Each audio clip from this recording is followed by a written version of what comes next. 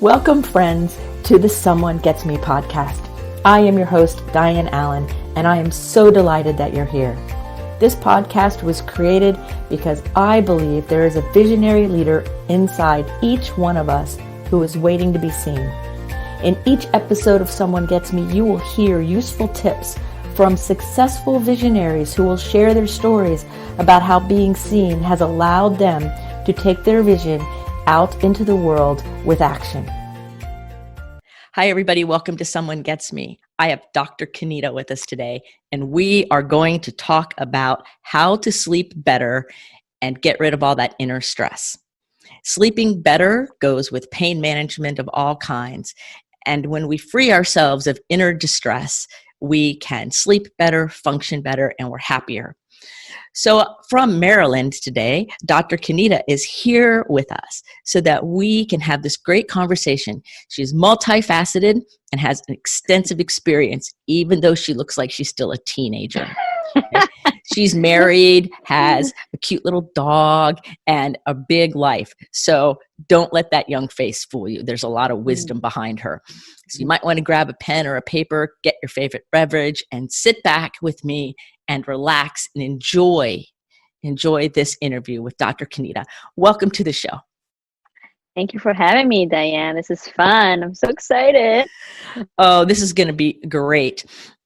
For everybody who may want to understand a little bit more about how to relieve inner distress. We know there's lots of different ways to do it. And you teach some unique skills that really help people, particularly your videos that you've been doing on Qigong exercises and things like that. Can you share just a little bit about what your belief is and mindset is around inner distress and how it affects our sleep so that we have a foundation of how you see things? Yeah, so just to let everyone know, my background is in chiropractic, traditional Chinese medicine that includes acupuncture, the Chinese herbs. And I have also done martial arts since I was almost 12 years old. I love, like, I couldn't really sit still as a child, so I definitely had all these activities I needed to do. Starting actually with Thai boxing, and it wasn't until when I went to grad school where I did all the chiropractic acupuncture school that I found my sifu, or my teacher, in Kung Fu, and the style I do is called Hung Ga. So it's like a Southern martial arts. And so what actually got me to that is, like, it's really cool in acupuncture. So we had a great teacher who he taught Tai Chi. And after that, I was like, man, I really miss this. And it's just so relaxing to do as a whole class. So that's really what kind of propelled me into exploring more of, like, the martial arts and also the health aspects of martial arts. Because we kind of see, like, oh, it's like, you know, Jackie Chan, Bruce Lee, all this fighting. But a lot of really good, like, true martial arts have, like, a health component to it, right? And, you know, I was lucky enough to be exposed to it in school. So the Qigong is super important to me in terms of kind of like a grounding practice to kind of help, other than meditation, like, calm the inner critic, I guess we can call it, in our heads, or like all the self-doubt that comes in, or even the stresses of life. Because I was doing so many programs at once, like, I was crazy. I would wake up at 5 a.m. to study for 3 hours, go to class at 8, and then end at 5, right? It's like, but what really helped me was I woke up every morning, and you kind of talked about it this morning too. Like, well, every morning, you know, started my cup of coffee, and then I would do my Qigong exercises, and that really kind of started the day on a good note for me. It was just like everything, you know, is calmed down, it's quiet, and, you know, I can tackle the day with, like, a very light mind, if that makes sense. Oh, that makes total sense. So if we have a light mind, if I get it right, then if there's not that much heaviness, then we, by definition, have less distress. So part of other things that you do, I know you really specialize in pain management and really help people release pain. And I know that I've suffered with pain, and you've helped me with sending me videos. Here, do this, do that. And now Yeah. I watch your video and I copy the best I can. It probably doesn't look so good, but it's as good as it, like, I'm like, okay, Yeah. I think this is what she's doing. But the neat thing about it is I already feel a lot better. Like I can feel Good. the Yeah. move, and I'm a very sensitive person. And so I Mm. notice things very easily. And so how does doing some of the martial arts, and maybe even the Qigong specifically, how does it help with like that fast thinking, that overthinking, that inner critic? How does it help us not be controlled by those kinds of, I call them kind of gooky stucky, Yeah. Cookie stuff. how does it work? That's a great question. So what I found is, especially with Qigong and the martial arts, whether you kind of believe it or not, like, things are changing your body when you're a certain posture, or like if I hold a certain way, right? You feel the energy kind of go to certain places, and wherever you're stuck, you'll feel it because you're like, oh, I'm noticing that. But that also makes your mind kind of not think of all like the gooky stuff, and it's just more of observing of what's going on in your body. And with the Qigong, you'll also I try my best to talk about alignment, because the alignment is what helps with the free flow of energy throughout the body. Because if we're like slumped together, right, we have kind of like kinks. Like if you think of a hose, um, we have kinks in certain areas of the body that can't relax unless we try to go into a good alignment with the Qigong. So that also helps us focus. The Qigong kind of quiets the all the heaviness and makes us focus and observe what's going on with the rest of the body. And that kind of, it's very freeing too, to kind of just think about that. Oh, that's really cool. So it's like it's distracting, but it's distracting because you're being the witness to your own process, Yeah. which is Yeah. very healing in a lot of neat ways. That's how that works. I can Mm-hmm. feel that though sometimes, like, now it's all about me, right?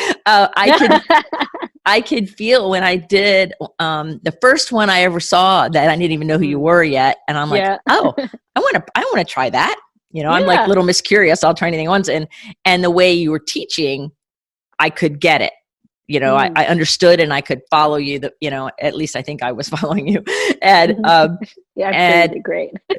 and now that I've had more interaction with you, I see more about why I was drawn to your particular way of teaching it, because you have a really deep understanding that comes out in a very easy way for the audience or the listener or the patient to understand. Mm-hmm. And I think that's really cool. So tell Yeah. us. Okay, go ahead. Yeah, I was gonna say, other than kind of not being like observing or being a witness, it also allows you to, like, when certain things do open up, you're like, oh, I didn't think about that, or like I didn't know about that myself. At least that's what I found Yes. too. And you start, like, then it kind of goes into or bleeds into other parts of your life. I'm like, oh, I can improve this of myself. So it's also a way to open the mind as we're like unblocking the kinks or the gunk. That's whatever you want to call it. I have lots of different analogies and metaphors. It kind of depends on my mood, which one I Yes. use. So I saw recently a post that you put on Instagram about your mom, and the name of your clinic and all of that. And would you share with all of us a little bit about like where you come from, your family, and then also, of course, share the story about how you named your clinic and what it means. But Yeah. when I saw the picture, I could connect with some real family beauty and power and grace coming through to you, through you, and out into the world. And if Yeah. you could share about your heritage and your history and just Oh my God. how this is all unfolded, whatever you want to say, I think it would just be really magical to hear. Yeah. I was thinking about this yesterday, so this is like perfect to talk about. So my last name's super long. That's why you're calling me Dr. Khanita. So my last name's Suvarnasuddhi. It's very Thai. So my family is from Thailand. My parents were both born there. However, my mom is actually full Chinese. Like, so my grandpa on my mom's side moved to Thailand, lost his whole family actually, sadly, and started his life. And he had 8 kids. So my mom was one of 8 kids. Wow. And so, but even though culturally and language wise, I understand Thai, she actually grew up very Chinese, and there is like a slight difference in Chinese culture, and even Asian culture is very similar, but Chinese versus Thai is still very different. And part of me thinks that's why in my no one in my family is actually like a Chinese medicine doctor except for me, who grew up in the States, which is kind of funny, right? I just feel like there Wow. was definitely an ancestral calling, whatever you Mhm. want to call it, for me to pursue this medicine. Um, so that's a little bit of my background and kind of why I got into all the martial arts too. That's like in the Chinese realm. Right. Yeah. even though I, yeah, even though I started with Thai boxing, like Muay Thai is very kind of like intense, but the martial arts has been, and qigong has been kinder to my body. So that's why I'm like, I think this is better for me right now. So in terms of my practice name, it's called Arya Holistic Pain Management. So Arya comes from my mom's maiden name. So they actually changed their name when they moved to Thailand. So the last name is Arya Vilaipong. It's really long too. But I took just the first half of the name, so Arya, which in Sanskrit, means the noble one. It also means in Thai, it kind of means like kindness, I believe. And it also represents like a heroic spirit, noble warrior. And I really love that meaning. And I named after my mom because in 2016 she passed away from cancer about actually like 1 month before I was supposed to graduate. So it was very, it was very hard for me, but it throughout the whole process, and something I thought about yesterday is when I got into all the medicine, it's like really when she was diagnosed with cancer in 2013, um, it really catapulted me to like help her in any way possible. And because of her diagnosis, I didn't think about it until yesterday for real. Like, it's just so funny that it really did push me because I wasn't gonna do like the Chinese herbs, but when I talked to my teachers, like, hey, I actually want to learn more about how Chinese medicine can help with cancer treatment, help with the side effects. She's like, you have to do herbs, and I'm like, because it's really hard to do. It's like basically 2 masters and a doctorate at once, and no one has done it at my school. And but because of like my mom's diagnosis, it really kind of pushed me, and it pushed me to something I never knew I could do. And I did really well doing all 3 programs, and I loved the whole process of it. So thinking about that is like really when, yesterday I didn't want to admit it, but I was like, yeah, she actually was like that catalyst that Mhm. propelled me into the medicine, and how fitting it would be to name it after her. And I hope to kind of like I cared for her during the whole process. My teachers helped me, when with all the side effects, and I hope for all my patients that I give that same care to them too, as it did to my mother. That must be really special to be one of your patients, because if you're bringing that same care and noble Hmm. kindness to your patients that you did for helping your own mother, Hmm. that's a big statement, and that that's like a view into your heart and your soul Hmm. of who Hmm. you are to do that. It's just so beautiful, so beautiful. Thank you. So Yeah. you did all 3 programs at the same time. Yeah. It was something else. That's why I woke up at 5 a.m. It's just like that's what you have to do. But I knew I loved it because it was just like it wasn't something like, oh, I have to do it. I was like, oh, like this is awesome. I'm gonna get really good at this. So you were raised in the States, and so have you been over to Thailand and China a lot in different times, or mostly here? Tell us a little bit how the travel goes. And what I'm really curious about is when you go to Thailand or you go to China, Yeah. do you feel like that spiritual ancestral Mm. connection, or is it, oh, that's cool, I'm from there? I would love to know No, that. yeah. That's a great question because so when I still go to Thailand. So I went a lot when I was a kid, when my whole family. So there's my parents, and then I have a older brother and older sister and a younger brother. So we all went in a family almost every other summer. So because we used to have family there. And I like absolutely loved it. It was so much fun hanging out with my family. And like I said, my mom was one of 8, so there was like tons of things to do there. And I definitely felt like I love like there's definitely a cultural difference between me and my cousins, like how they do things versus like growing up in the States. My mom used to ask me too, like, are you glad that you were born in America? And I was like, yes, because I don't think I would have could have done all the schooling that I did if I was overseas, or have the drive to do so. So it's very interesting. My mom was very like different. You know, she wasn't a very typical Chinese woman. If I would say, she's very like direct, honest, didn't care about anyone's opinion, and wanted us to be happy here, like doing whatever we wanted. Mm-hmm.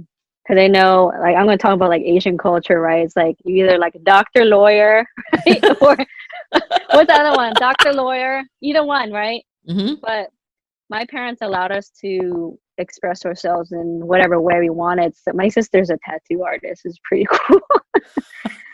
Your sister's a tattoo artist and you're an acupuncturist. There's Yeah. a needles going on in this Yeah, family.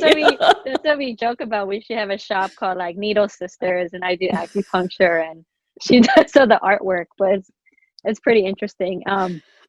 So in that way, like I love Thailand. I love what it like represents. And the last time I was there was with my mom in 2011, and that was actually the first time I got acupuncture. Was in Thailand, not here. Funny enough, from a Chinese doctor.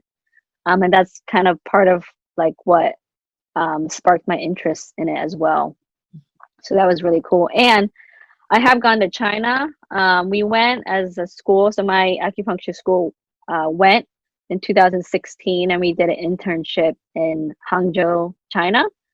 Um, Even though it's a small city, it's like 2 million people. Yeah, that's small, Yeah, right?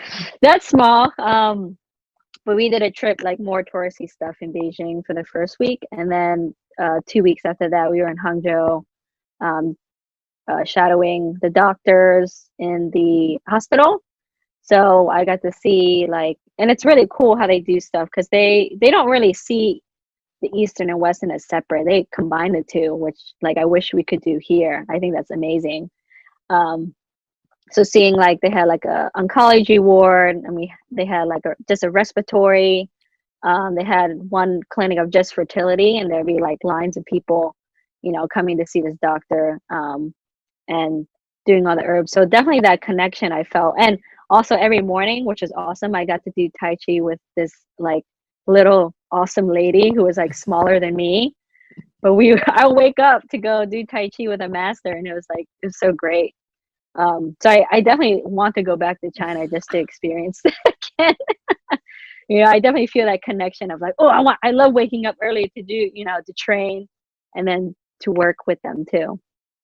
Yes, I love getting up early. I used to be a night out, and then I started getting up early because I got at a job that started at 5:30 and all these other Yeah. things. And then now I'm like, I love getting up and working out or doing whatever neat thing I'm going to do, meditate, journal, everything. Hmm. And then everyone else is starting to wake up. And Hmm. I'm like, I'm good. Thank you very much. You know, I love it now. I wouldn't trade it for anything, you know, that Yeah. getting up. So let's talk about how the work you do, you know, with acupuncture and all of it, because you have like this big array of things. And I want to bring it down to some ways, tips, understandings, whatever you want to share about how to help people actually sleep better or rest or get the stress out of their body. Mm. We're living in a time right now where there's all these changes going on, and it's kind of goofy and crazy. Hmm. And I think we're being called on as wellness people to really Hmm. elevate knowledge for people that there are other answers other than just pills and drugs and Yeah. staying Absolutely. drunk or whatever. So, and I believe that because you have such a great array of skill set and talent, and your understanding and your belief is so deep.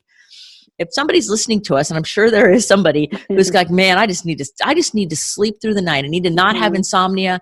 And I want to start Mm. waking up in the morning with some energy instead of like throwing myself out of bed and dragging until noon. What Yeah. what are some understandings you have about what causes, sleep problems? And what are a couple things that maybe we could teach some people how to do?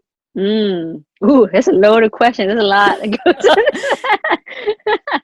But like, yeah, sleep is something, fortunately, I haven't had extreme issues with. I mean, there's some issues there, but I've kind of worked on what I call like sleep hygiene tips. A little bit mix of Western and Eastern side of how I think about things. But yeah, sleep. Your body needs to sleep. It's the time that it recovers. Where I call like it's like it gets rid of the garbage in your brain. Right? It's like the cleanup crew works in that time to kind of like help with recovery, help with like cognition, memory, all that stuff. So anyone that says like, oh, I don't need sleep, or like sleep is for when you're dead, I'm like, I wholeheartedly disagree with you. Right. Right. Yeah. And so I'll give you kind of like both sides to it. There's one I really like with Chinese medicine. So interestingly, like our organs actually have a circadian rhythm, right? And what I see a lot, which is super interesting, is some people that deal with grief or they lost someone, they'll wake up at a certain time. So the lung organ is associated with grief. And I see this a lot with people dealing with loss, is they wake up between 3 and 5 a.m. And also like before that, the liver has a time too. So the liver is 1 to 3 a.m. And liver also deals with stress and anger and all that stuff. So I always like, you definitely want to try to put your liver to sleep before then. So you actually don't get the same quality of sleep after 11 p.m. really. Like people are like, oh, but I still get 8 hours because I wake up at like 8 or 9 a.m. But the quality actually is not the same. So you want to, I say, put your liver to sleep beforehand. You want to sleep before 11 p.m. because to me, I don't have, super backup research on that. But like, I noticed the quality is different when I sleep before that time versus sleeping after 11 or midnight, right? Even if you wake up 8 or 9 hours later, the quality is not the same. So one of the tips I would give is kind of try to shift your circadian rhythm where you're sleeping before 11 p.m. and that does improve the quality of your sleep. And I have like I like to always like collect data on myself because I'm kind of like a mad scientist with stuff. So I do have stuff like I use like a ring to track how well I sleep throughout the night. So that also gives me an indicator. Another really good tip is we like to snack a lot, right? So I tell people not to eat after 8 p.m. because what happens is biochemically when we eat food at night, it like triggers all the response, like the sugar level goes up and that keeps us awake too. So even though you get the munchies at night, you really don't want to eat past 8 p.m. And what actually works really well too is doing kind of like a intermittent fasting, I guess you could call it, or like a window that you're eating at. And because when you allow yourself to not eat for like 11 hours, it gives the body enough time to clean up everything, because we like don't realize how much we're eating throughout the day because we always like to snack on little things, but that doesn't give our digestive system enough time to digest stuff or clean up stuff, or gives the spleen enough time to kind of like clean out the blood and stuff like that. So that's something that I try to keep in mind too, is when I'm eating at night, and not to eat too late, and not to sleep too late too. So I'm going to interrupt you for a second because I have so many people who say, yeah, I eat whatever, ice cream or have something, to eat. And then they go to bed and then they say that they don't sleep very well. And it's, well, let me help. I have always said, well, there's a lot of vitamin B in the milk and ice cream, and that can give you weird dreams. But what you're saying is, even in addition to that, eating that close to going to bed doesn't give your body a chance to assimilate what's going on. It messes up your blood sugar, and therefore it really impairs things. So if you're going to have ice cream before you go to bed and you're going to go to bed at 11, you can't have your ice cream after 8.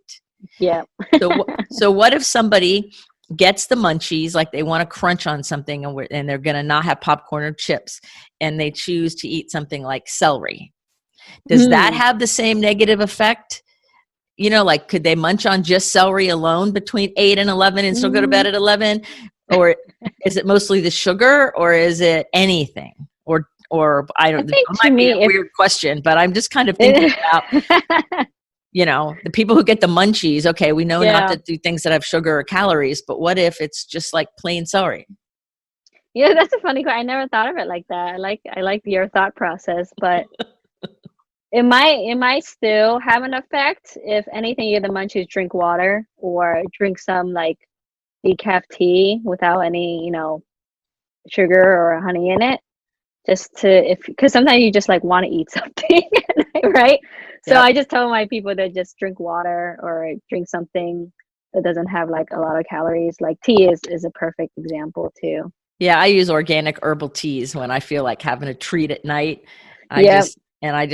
They're all, it's so good that it doesn't need a sweetener, it doesn't need anything, but the warmth of the cup and just having the tea takes care of that want for whatever it is, you know, that could have been defaulted to something bad. But I love my herbal tea. Yeah, what I used to do at school was, if I was feeling like I want a little like snack, I would just warm up.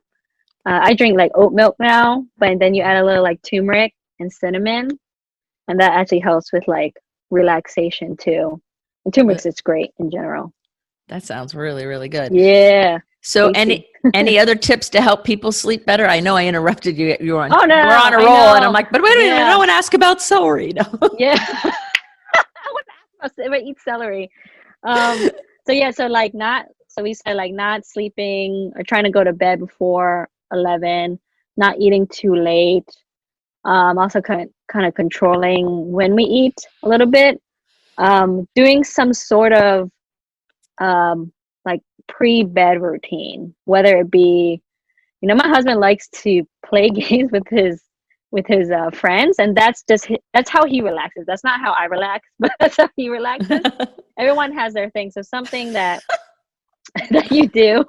And he wears, actually, another thing I wanted to mention was like blue light blockers too. And he wears like these glasses that really block out the blue light, because that also, I'm sure you heard about that. Oh yes. Kind of makes us stay up late, and that's the issue now because people are using the computer so much. So the blue light blocker glasses are really great for that. If you're gonna look at your screen, but really try not to look at your screen before you go to bed. So let me get back. What was I saying? Oh yeah, so have a pre-bed routine. Sometimes I do stretching, and I do most reading at night, just to have something that's like it's prepping you for bed. And that can look different for everyone. Like maybe people like to stretch, or maybe you read a story to your kids, or maybe, I don't know, you play something with your friends and something like that. It's going to be a little different for everybody, but I feel that also helps. Or journaling. Some people like to journal at night, you know, or do a brain dump, writing it down. That sometimes helps people too. I've heard that's good. I personally don't do it. I tend to journal in the morning. But I know when you have so many thoughts in your mind, when you can get it out on paper or just write it before you go to bed, that also helps too. Yes, it does. I do that a lot sometimes if there's a lot of things going on. If I write it all down and I take the hardcover book and I slam it shut, and it's like, okay, I'm done with you until the morning. You're done. And if I still feel like dealing with you tomorrow, I will. If not, see you later. I love it. Yeah, it's like, we're good. And another tip too, I would say keeping the temperature a little cooler at night too also induces sleep. And there are some meditations that help with sleep as well, but you can't really, funny enough, you can't really do it like before bed. You actually have to do it more in the morning, because it helps you throughout the day to go to sleep better. So those are more like tips that people can do on their own, other than like I also treat people with sleep issues, and when I do acupuncture on them, almost all of them say they always sleep better that night, because I'm also decreasing a lot of the stress hormones within the body. There are also Chinese herbs that help if you have a more serious sleep issue that help with insomnia problems too. So like what I said before is something you can do at home or go see someone, go see an acupuncturist to help with your sleep issues as well. Right. I love how acupuncture works. And I'm when my acupuncturist could come back to work after all this stay at home thing, I think I was dancing in the streets. Yes. And I'm like, oh man. And I felt so much better. All the stuff that was blocking up in my system energetically and otherwise. Mm-hmm. And I think I was about an hour gone. Yeah. And I'm like, oh, and I had people go, I don't do acupuncture. Oh, the needles hurt. The needles. I said, you know what? First of all, I don't think they hurt. Second of all, I said, I don't think they hurt. So the other thing that I noticed, this is like a kind of personal question, but it's universal when it comes to acupuncture. I know that. Mm-hmm. Mm-hmm. And a couple of the points that she would put the needle in, I'm really sensitive. I can feel stuff most people don't really feel. A couple of them felt like they were almost hitting the jam up. Like I could feel them energetically. It didn't hurt me, but I could feel it. Yeah. And then about 10 minutes after she got them all in and she was gone and I'm meditating, which is my favorite time ever, I felt it.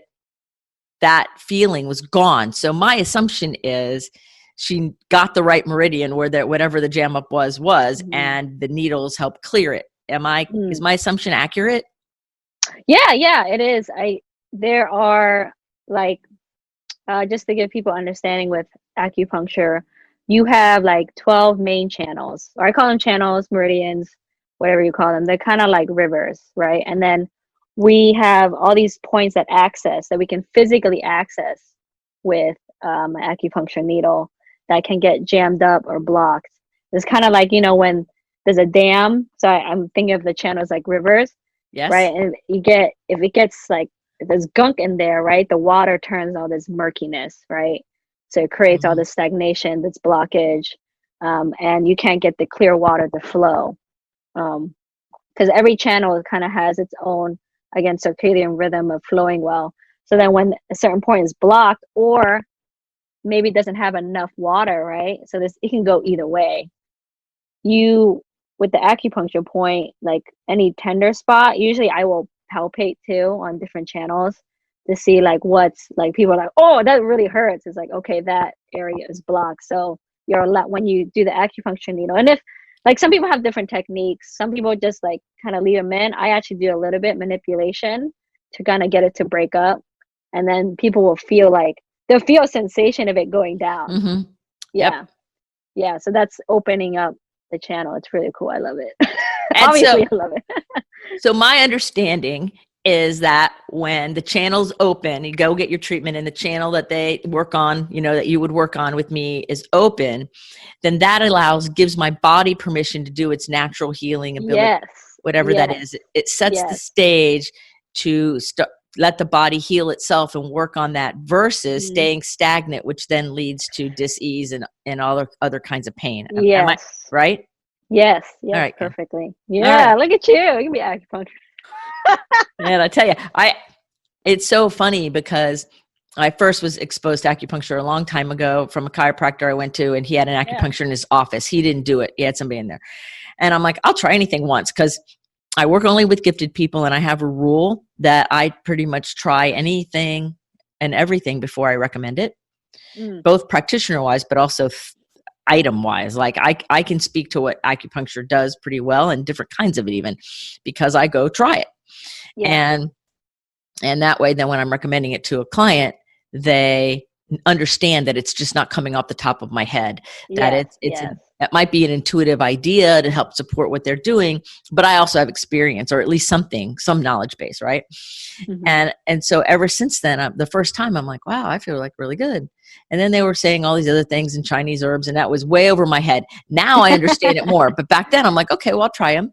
And they gave me some herbs that look like little BB things. Yeah. And I'm like, and I felt better between the chiropractor and those two things. Mm-hmm. Mm-hmm. Then I've also had an acupuncture / chiropractor person who it was quite the opposite. It was like Mm. in the interview, we got along really well, but then we just didn't vibe together, Mm. like it didn't Mm-hmm. work. And so the message really is to everybody, that make sure that you are comfortable and happy and you feel safe with your practitioner.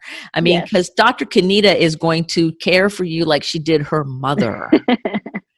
That's a different qualitative connection to your patients than somebody who said, "Oh, I think I can make a lot of money doing acupuncture. This is really kind of fun. And I'm just going to do this and I'll just memorize the meridians and pop in the needles. And then that's Yeah. the end of it." That's two different kinds of practitioner. And there's all the range in the middle. So if somebody was going, "I want to try acupuncture," what are some things that the prospective patient might want to learn about their practitioner? Like if they were going to interview or they were going to look up the person online or they were going to do it, what's a good way to discern if, practitioner person A or B, who would be more in alignment? Because it seems to me that if you're really connected to your practitioner, the work they do also resonates with your body more, which then you get better long-term results because you're connected. Yes. Right? Yes. So, yes. That's a good question, Diane. Yeah, I mean, number one, I know some issues with I'm sure you heard dry needling, all that stuff. It's very different, I was saying off the bat, because the training that goes into acupuncture is immense, especially with the masters and people who do. I know chiropractors do dry needling, but they only do a weekend course. It's so different. So you just want to make sure of that too, that you're getting an acupuncturist and not just someone that's done, a weekend course on this. If you want to get a certain result, because man, when you first learn how to needle each other, man, it was rough for the first year. It took a while to get back, but that it takes a long time. It's not just like a weekend, boom, boom, like you're connected. It's the training that goes into the technique, but also, like you said, the intention too. And that's why I do the martial arts. For me, personally, okay, this is just for me. I like someone that has done a martial arts or done some sort of movement that understands their body alignment, because that plays a role in how they needle too. So that's just for me. I like someone that has that background. And because when I do even chiropractic, when I do acupuncture, I'm doing a certain thing, or I'm needling from what I call my Ming Men, which is the life gate in my back. So that connection too. And then there's an intention that goes into it. And for me, it's like when you ask that question, how do you find a practitioner? It's almost like you just have to ask and read into their background. I feel like you'll know when you're in person to have that connection. And there's, some patients that I've had that I just didn't vibe with too. It just happens, or they maybe they don't want to accept it, or whatever. Just depends. But it's a good question. I'm trying to think. I don't know if that kind of answered it, but it's just what I look for. It's that background of the intention, how they move too, how they do their body alignment. That's very important to me.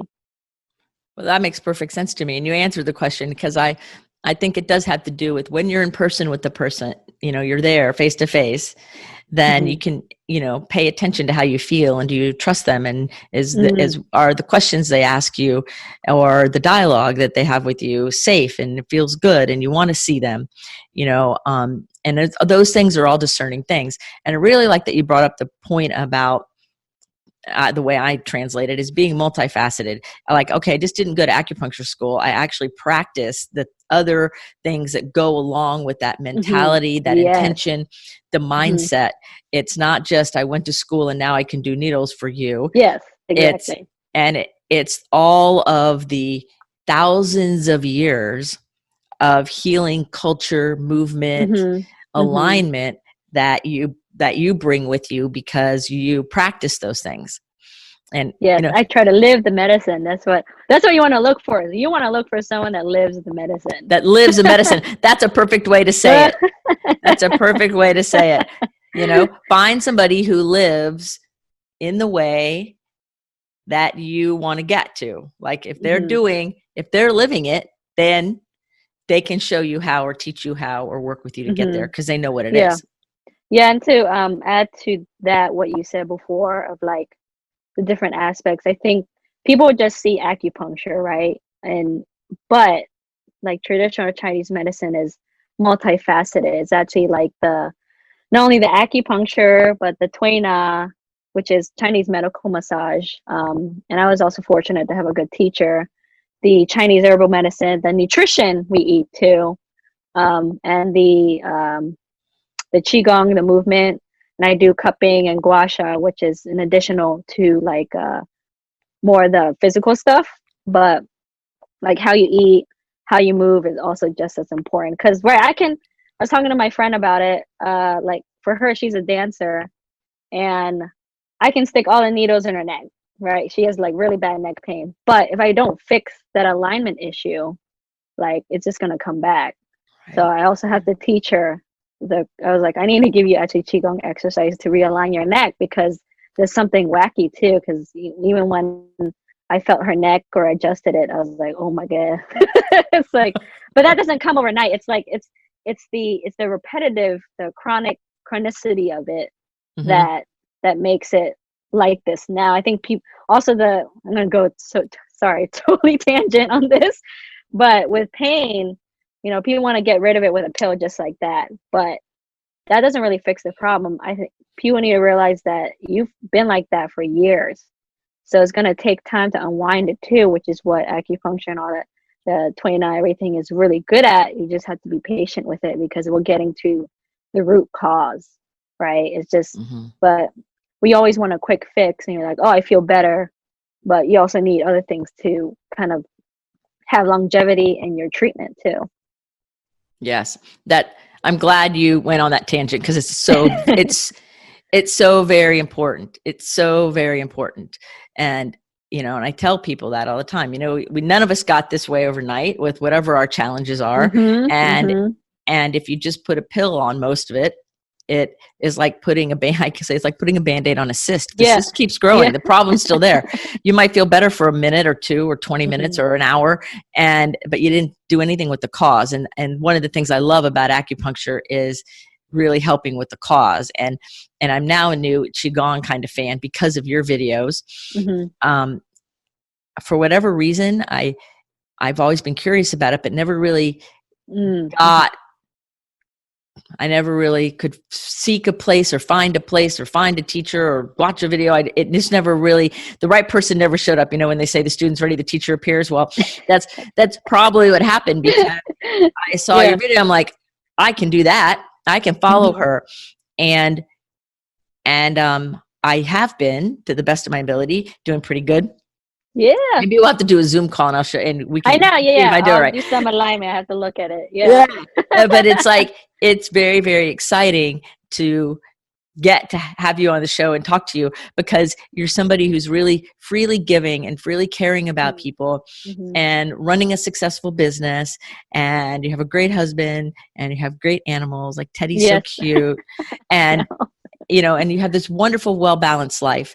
So what are some things that Dr. Khanita does for your own stress management and your own staying vital and alive and focused? And because you've got lots of things going on and they're all really cool. Know. What do you do for you? I do so. Sometimes my brain does a million things, but it's the curiosity of life, right? That keeps you vibrant. I think that's the main thing for me.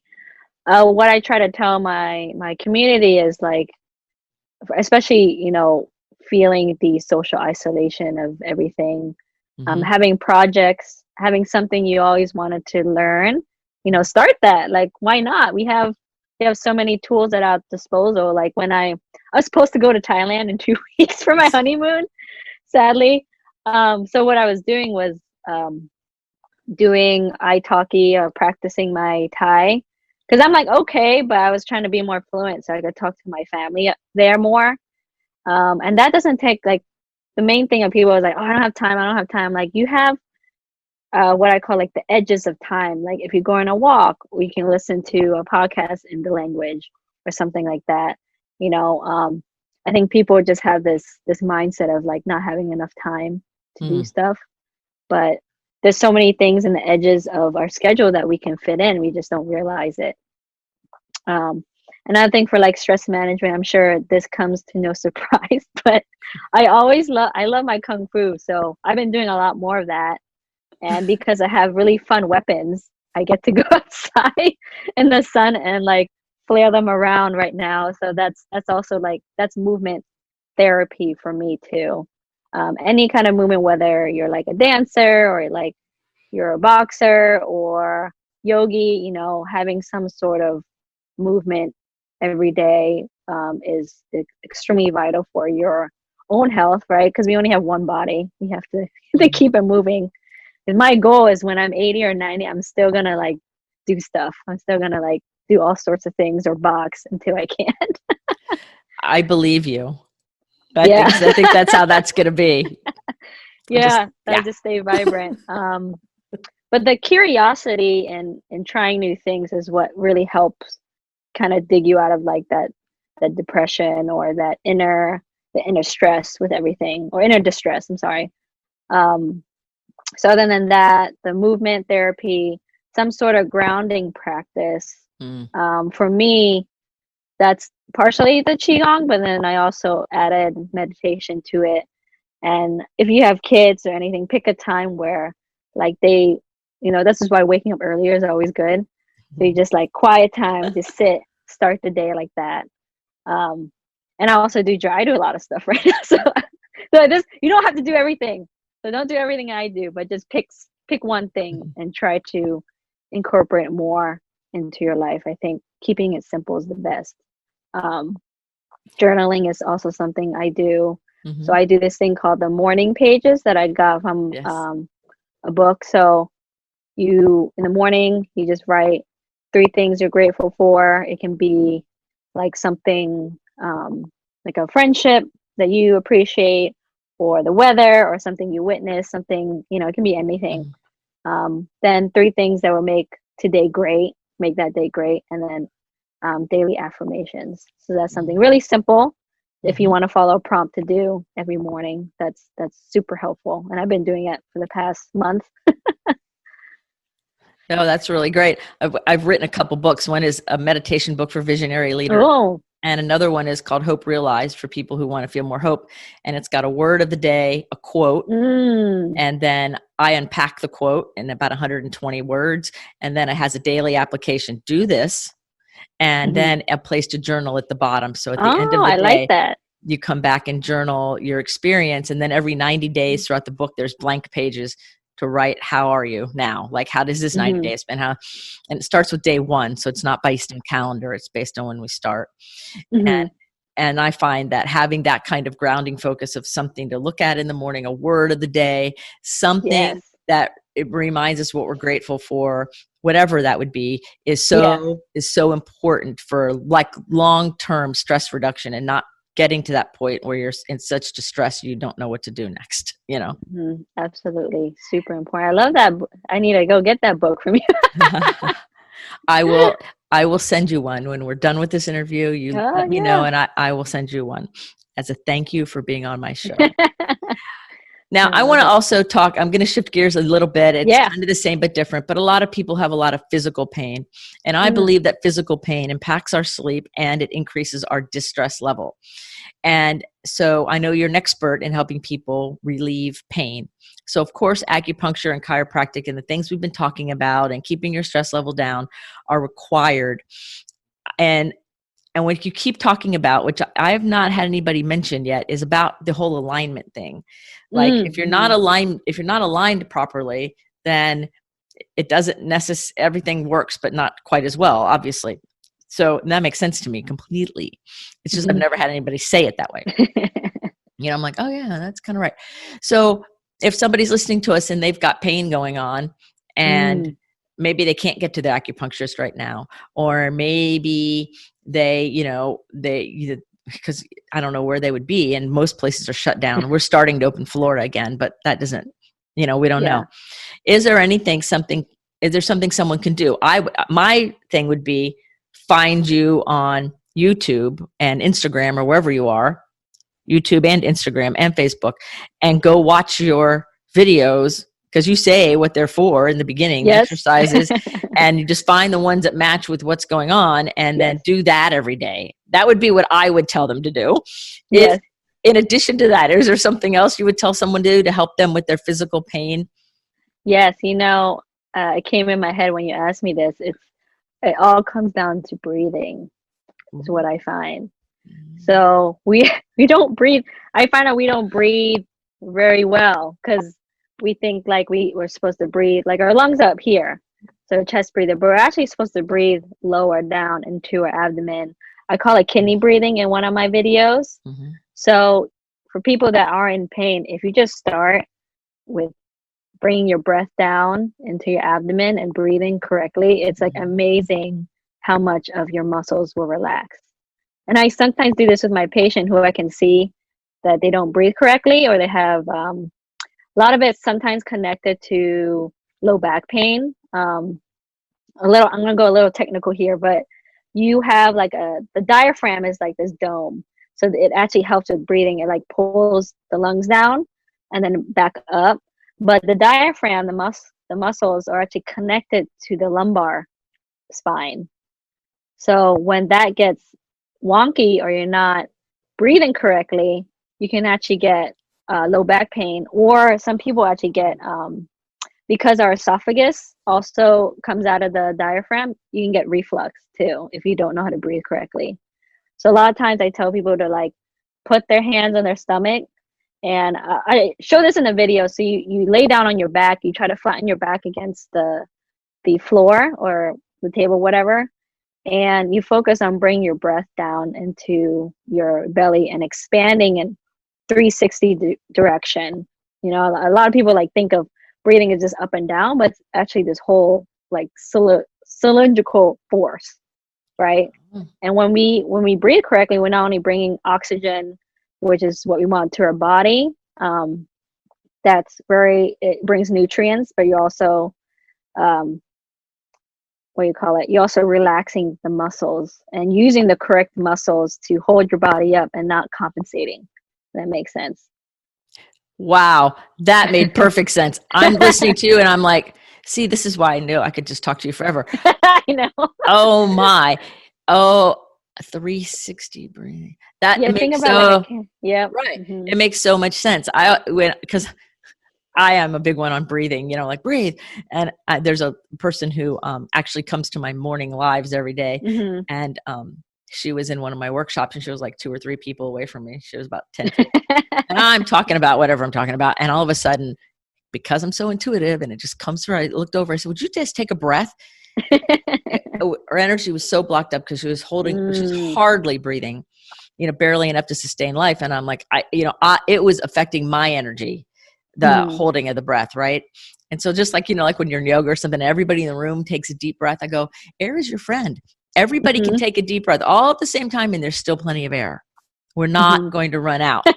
We don't have to do that. And so I love how you describe that. And I'm glad you brought up the breathing part, because it is so vital. And I've learned that when I've been practicing the Qigong with you, like when you say in and out, and because I have a gifted brain, sometimes it's a form of dyslexia where I do things backwards unless I'm really watching them. And it's really interesting when I'm doing quilting and learning things that I know, I can think this is perfectly straight, and then it will be backwards. And a lot of the time, the people teaching me are like, I'm like, I told you, I warned you. I've never seen anybody do it like that. I go, well, now you have.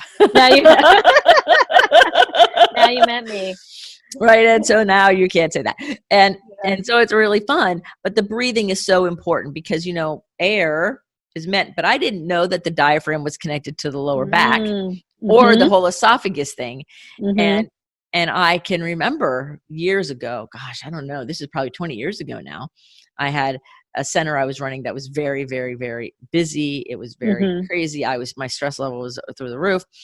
And as soon as I would lay down in bed at night, my back would start tightening up and I started getting acid reflux, even though I didn't eat anything for at least 5 hours before I went to bed. And I'm like, God, why am I so tight there? And then when I would meditate and breathe, because I was a real big meditator, and I would just start meditating to put myself to sleep and kind of relaxing and letting go of the tension of the day, all those symptoms went away. But I never knew. I just never studied my anatomy deep enough, even though I loved it, to have that awareness. So thank you for sharing that with me. Now I have. Yes. And all of you guys have more awareness too. Isn't Dr. Khanita cool? I just think it's really a riot. And she looks like she's 12 or 13. She's so young and she's so educated and so gifted. And how cool is that you're on the show with us? I love it. It's just, we can talk forever. I know. I know. Anatomy is so interesting, but it could be a whole different show. Right. We'll have to do round 2 for the anatomy part. But I'm curious about, what is the most memorable food you've ever eaten? Oh, memorable food. Memorable food. I just I'm kind of going back into China a bit, because I love, obviously, Asian food, so I'm very partial to that. And man, I don't know what it is about China's tofu, but it's so good. It's like the silkiness, and that like what came to my mind, because I'd be vegetarian there. It's so good. Vegetables, how they cook it, eggplant, and tofu. I love Thai food too, but that's what came to my mind. Yeah. The China, it's in China. I don't know why tofu here doesn't taste as good, but the tofu in China was amazing. There you go. The tofu in China. There you go. I love Asian food too. Like, if you could leave me alone and just let me eat like Filipino, Thai, Chinese, all of them. Let me just hang out in that food group, that food way. And I would be totally cool. Like, totally fine. Like, there's no part of me that I miss my Thai food. When there's no more restaurants. In fact, we're going to go out and have some Thai food here later this week. Very good. the first thing I think of is, I want those vegetables. I love the vegetables, green vegetables. I know, right? Now we're making ourselves hungry. Yeah. Right. So Dr. Khanita is on Instagram, Facebook, YouTube. She has a website, and she's on LinkedIn. And so all you have to do is check the show notes of the show and click on there and send her a message, or follow her, watch her videos, because we have in our midst a woman who really cares about healing of people, is connected, but more than that, she's a visionary, and she's educated, and she's competent, and her motive is altruistic, which is a really fine and upstanding motive and way of being, if you ask me, which is why I asked you on the show, by the way. Appreciate it. So if you're really liking what she's saying and you want to learn more, go seek her out. It's very easy. I have become a fan. And so if you follow me on those things, you will see her, because I follow her now. Now, I have another quick question for you that I ask just about everybody, and I definitely have to ask you this question. If you were going to have a billboard the whole world could see, what would be Dr. Khanita's message? Ooh, put me on the spot. This is hard. Think about this one. My billboard message. Oh, the one that comes to mind that I guess I kind of emanate now is movement is life. Oh, that's beautiful. Movement is life. That's where our vitality is. Oh, I love it. Yes. I love it. So I know we've covered a lot today, and I could keep on going. So there'll be an interview number 2. You only a few people end up with me saying, please come back on the show.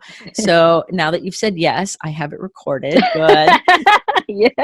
Is there anything that you wanted to talk about today, or something that you were hoping you were going to be able to share with people that I didn't think about or didn't ask you? Is there something left on your heart that you would like to share? The only thing is, for anyone listening, if you're interested in any of like the movement therapies or any other topics you would like, I would love to hear from you. You know, I like to think about certain things or to help people as much as I can um, with movement, with Chinese medicine, but specifically the movement therapy. So I would love to get your input on that if you would like. There is the invitation. So if there's something you want to learn about or something you want to know about or something you would like to see helped or healed or whatever, contact Dr. Khanita and let her know. I know when I said I wanted to look at this and that and the other thing, and within, I don't know, minutes, I had some places to start. Yes. And so she's really helpful that way. So contact her and let her know you heard her on the show, and allow her to share her gift with you and you share your gift with her. And then that's how we all realize that someone gets me, right? Yes, love it. So talking about sleeping better and getting rid of distress and all kinds of things could go on forever. But thank you so much for being on the show with us and sharing so much knowledge and wisdom so freely. I greatly appreciate it. I was happy to. Thank you so much for having me on the show. And I guess I'll come back another time. Yes, we will do interview number 2. And remember, everybody, to put your face to the sun so the shadows fall behind you. You're a rock star and you're here on purpose with a purpose. So let's all go out there and move and create the beautiful life you were here to create. And until the next episode, be well. Thank you for listening. I trust you gained some valuable inspiration and information. Please join me and other visionaries in the Someone Gets Me Facebook group. Or for more information on my services and additional episode's, visit someonegetsme.com. Again, thanks for listening.